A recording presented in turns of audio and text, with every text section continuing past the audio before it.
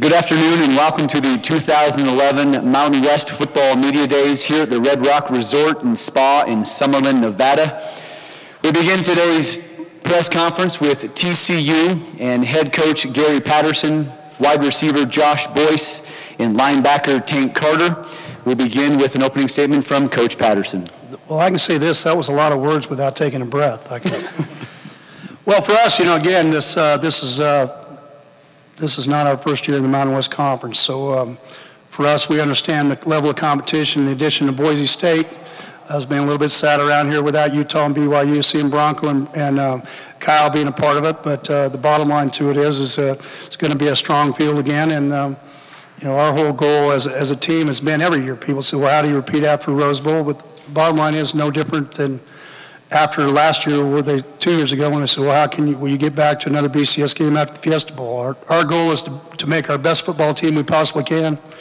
We started in January. We came a long way in the spring. And then now we'll see how we do in 2 days. But I'm probably more excited right now about the potential of this team because of the unknowns that we have than I've been in 3 or 4 years. So, I think that's what makes the game what it is. It makes it special because we have a lot of young talent, how we grow that up, how do the older guys like Josh and Tank, how do they lead and how do they step up and make plays along with other guys that have played before. That's kind of the key to the story. And like I've told many people already today, we've always felt like we needed to be what we were going to be as a program. People say, well, how are you going to replace Darrell Washington and Jerry Hughes 2 years ago? Then when Stanley Naponga came about, and then Tanner Brock and Tank stepped up where Darrell Washington left. That's what good programs do. And so for us to be what we want to be this year as a program will be the same. Who will be the next guys that step up and who will be the seniors that will actually go into a role that will give us an opportunity to win. If we don't, then we won't be where we want to be. And if we do, then we'll have a chance. Thank you, Coach. We'll now open up for questions for Coach Patterson or the student athletes.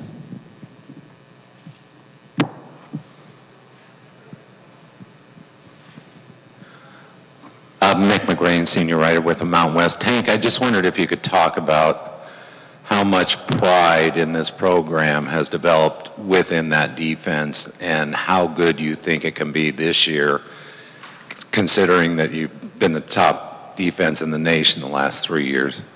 I mean, we have a lot of young guys that we got to grow up. We're only going to be as good as how far along we can bring our young guys. We got, like Coach P said, we got a lot of talent that has come in. We got freshmen, a lot of new faces, and they're going to have to play a key role in the team this year. So just take a lot of pride in growing those guys up and getting them going.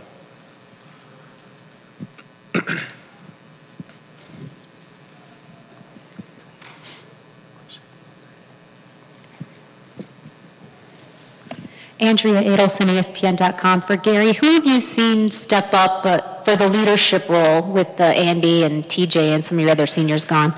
Well, really, it was the same way after Jason Phillips and Robert Henson and some of those guys left 2 years ago. I don't think you really find out. You find out in 2 days when it's 4 to 6 in the 112-degree heat in the afternoon in practice. You find out the guys are going to grow up and do it. But obviously, I have 2 guys here that have shown in the spring. That's why I brought them.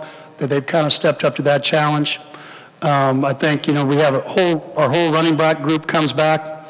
You have Antoine Hicks that had an unbelievable summer.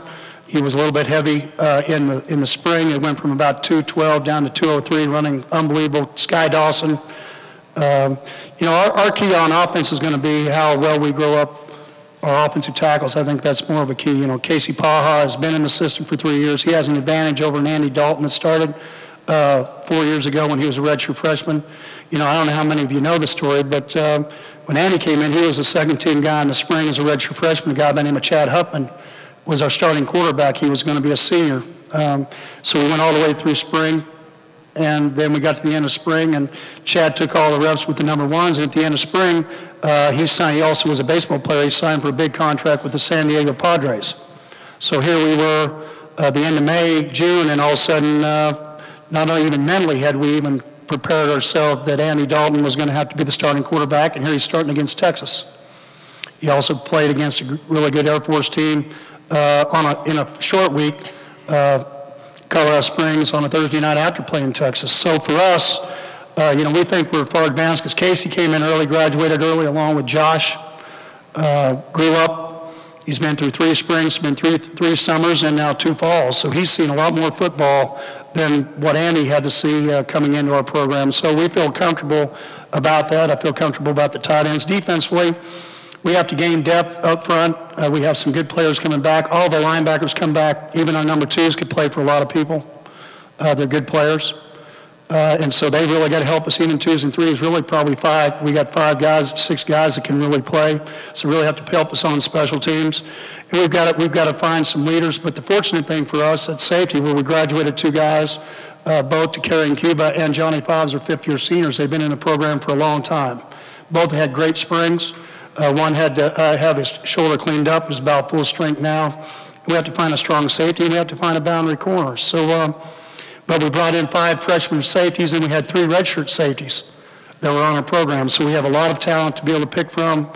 We had a redshirt corner that'll step in and it'll help us in this situation as far as depth. And all of our specialists come back, both our kicker, our punter, and our snapper, which that's a lot of the ball game that you don't have to worry about. So, we, like I said earlier, I think for us leadership-wise, it'll be the guys that it hasn't always been. Jerry Hughes was kind of a not lead by vocal, but by example.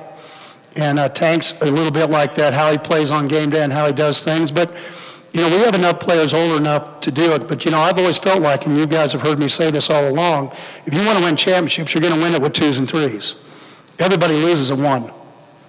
Okay, so how well do you develop your team from the ground up, your young guys? And, these guys this summer, I think, have done an unbelievable job. Coaches can't be around, but, the stories I hear out at 7-on-7, how our older players teach our young players and how they've gone through June and July, because our younger team here has been here all this summer, the whole group, from freshmen on up, 120-some guys. So that's been one of the secrets to our success, has been how do you go and go to a game, then how do you turn around and have as good a football team, and only time will tell. But I'm excited about it. Do we have knuckleheads? We got knuckleheads. Come with Josh. But, there it is. Yes, sir. Hey, Coach, Mark Anderson, Las Vegas Review-Journal. With the Rose Bowl win and now also going to the Big East, have you noticed an uptick in recruiting as far as just increased interest? Well, yeah, we have 12 or 13 commitments right now, some very good players that are committed to us right now. We don't have a large senior class. One of the secrets to TCU's success of the 16 seniors, I think 7 have their degree already before they play, this fall. 7 will have it by December, and so we'll have 2 they'll have to go in the spring. So along with Big East doing it, but I think that's the only thing. I think what the Mountain West has done for TCU is it's laid a great foundation. I think we've grown as a conference and a university together. They've been an unbelievable partner. I will tell you this, I will never forget them. Having been at TCU 14 years, I've been through, now when we go to the Big East in a year, we've been through 5 conferences since I've been there. We've been through 3 athletic directors and 3 chancellors. So one thing I'm pretty certain that is going to be consistent is change. And I would have to bet that someday down the road that there'll probably be a change again. I just hope it's not on my watch, because I'm about tired of all the moving. But it does make a difference. But I think because of the things we've been able to do in the Mountain West and how we've been able to represent along with other teams in the conferences has really helped TCU rise to where it is now. Chad Kripe from the Idaho Statesman. Tank, can you talk a little bit about how closely have you guys have been compared to Boise State a ton over the last couple of years in the rankings and seen them in bowl games, and how much have you followed them, and what's it going to be like sort of going head to head for a conference title for the first and only time? I mean, it's going to be a lot of fun. Anytime in the past that we've matched up with Boise, it's been a dogfight. It's always a fun game, and both teams always come out swinging, and it's going to be a lot of fun to see what happens this year whenever we go to Boise this year on the blue turf. So. And then everybody keeps asking, are we preparing for the blue turf? And we really won't know if it'll affect us until we get there, so we'll see what happens. Rick Wright, Albuquerque Journal. Josh, given the unknowns that Coach Patterson talked about and the youth that Tank talked about, maybe it's no surprise that Boise State is picked to win the conference. But is that motivation for you guys, or do you just shrug it off and go about your business? We just go one game at a time. We take care of our business, and then we get to that game, and we'll see what happens from there. One of the things you guys got to remember, when we came in the conference in 2005, we were picked 6th, and we won the conference. So it's not where you begin, it's where you finish, and that's not ever going to change. So for us, we kept the same MO as we did then as we do now. That's going to be the same as we go through things. Robert Gagliardi, the Wyoming Tribune Eagle. For any of the players, is your last year in the Mountain West, is that any motivation? I mean, it sounds like you always have lofty goals, but any thoughts of your last year playing in the Mountain West? Let's start with Tank and then move over to Josh. I mean, it's definitely motivation. You always want to go out on top, and I mean, Mountain West has been real good to us since my time being here, and we just want to go out on a good note regardless. And I feel like whatever happens this year, wherever the chips fall, we're glad that we're a part of the Mountain West, and we're glad that we can represent them the way that we did. Like Tank said, we're glad the Mountain West helped us out a lot. We still want to go on top out of the Mountain West to the Big East, so it's just finish this year out. Coach, Lynn Scarborough with Lindy's. Everybody, including us, looks ahead about and talks about y'all's game against Boise. But talk about the start of your season. Y'all play on the road against 2 pretty good teams with pretty good quarterbacks. Oh yeah, you don't hear me talking about Boise yet. And my deal is you got Baylor on the road. Really, where the older teams in our conference are, all of those games we have to play on the road. Plus we have to play Baylor. So, but a mark of a champion and a great program is how you play on the road. Most people play a lot better at home, and I've said this many times already this morning. The mark of a great football team and a great program is how you go on the road. Just like last year, we had to go into Utah at the end of the year, about the same time as we're going to have to go into Boise. But you have to go on the road. And, every year that we've ever had a great season, we've always started on the road. But you have, if you look in the conference, you don't even talk about Boise. You can talk about a Colorado State team that I think has vastly improved. They had a freshman quarterback a year ago. They have a senior-oriented team. I think you talk about the Air Force team, of how they play, and they're playing early in the season. You have a senior-oriented team. You have a San Diego State team that has an off week before they play us, with a senior quarterback that just watching him walk through here has really made himself a lot better. And anytime they've had a senior quarterback, they've always had a great season. So for us, I think if you just look down through the conference, I don't think you see much change. I think you understand that you got to go win, and if you want to be known as to have a great year, you're going to have to be able to win on the road.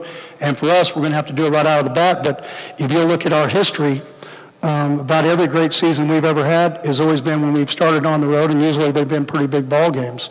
Even back in 2009, we had to go 2 out of our 3 games. We had to go to Virginia, then we had to go to Clemson. And so this program and these guys, these older guys, they've been through these games before. They understand what it means to be in front of a big crowd. They understand you got to take your own emotion. You're not going to have a lot of help. If you want to win on the road, you got to go take the game. They're not going to give it to you. The home team very rarely does anymore, especially if they win a lot of football games. So for us, that's what we're going to try to get accomplished, and that's why we practice the way we do. That's why we do things the way we do, because anybody can do it at home.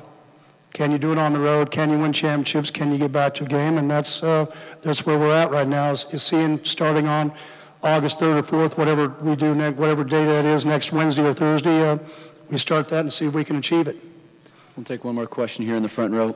Stephen Stevenson, Fort Worth Star-Telegram. Coach, has the final year in the Mountain West even been a factor with your players?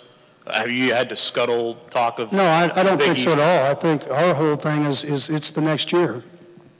I mean, the things we talk about our kids that have to do with goals. Number one, my number one goal is to give a senior class always the best season they can possibly have. Andy Dalton's senior class a year ago started out with 31 wins in their time in their 3 years. They ended up winning 13, so they ended up 44 wins. This senior class this year will start out with 36 wins. They have an opportunity if they could win over 10 ball games to be the winningest class in the history of TCU. They can go on and be undefeated, and win their bowl game. They could almost win 50 games in their lifetime. I mean, those are the kind of things we talk about on a day-to-day basis. It doesn't have anything to do with Boise. It doesn't have anything to do with Air Force. It doesn't have anything to do with San Diego State, Colorado State, or anything else. Our measuring stick has always been, even back to 2004 when people laughed when I told them someday we wanted to get to a BCS game. Well, that next year, the first game of the season, we beat Oklahoma. I think our mindset has always been be the best team you can be at TCU, grow your football team up, and then that's all you can do as a team and as a staff is to be the best you can be. And so I haven't really thought about this is the last year of the Mountain West because maybe at the end of the season we would be, and I don't know, you guys, have I talked about that? Not at all. Not at all. I mean, for us, it's more about how do you beat Baylor, how do you beat Air Force, how do you beat teams that are starting out the season. So we're going to see how that goes. Coach Patterson will be available in the back of the room at 2 o'clock. We ask that all one-on-one interviews with Coach Patterson do not begin until the end of this hour.